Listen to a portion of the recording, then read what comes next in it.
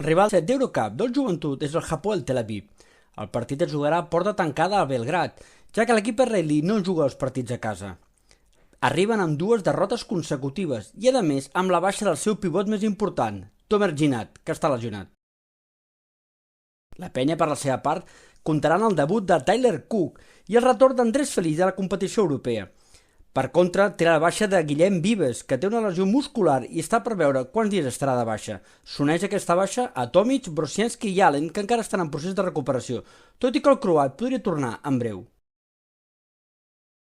Els punts forts de l'equip Hapoel són el segon millor equip en atac, 97 punts per partit, el primer en assistències, 24,5, el primer en triples anotats, 44,8%, destaquen Angola i Montfort, els 2 jugadors de perímetre, autèntiques màquines de fer punts, i un 58% en tirs de 2. És un equip potencialment ofensiu i molt físic en diverses posicions.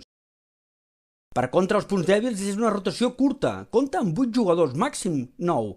A més, han perdut a Ginat, el seu referent interior, i està per veure si Kyle Alexander i Hort podran aportar. No tenen massa presència en el rebot ofensiu i defensivament encaixen 88 punts per partit. A més, deixen jugar molt i reben moltes assistències en contra.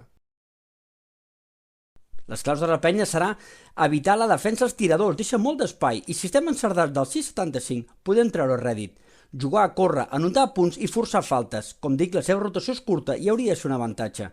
Frenar Angola, l'autèntic motor de l'equip, i assegurar el rebot defensiu. Carregar bé amb Prey, amb Russi i optimitzar Cook hauria de ser una arma suficient. Feliz, Andrews, Crack i Busquets han de destacar a la zona de l'est, on ells tenen certes mancances.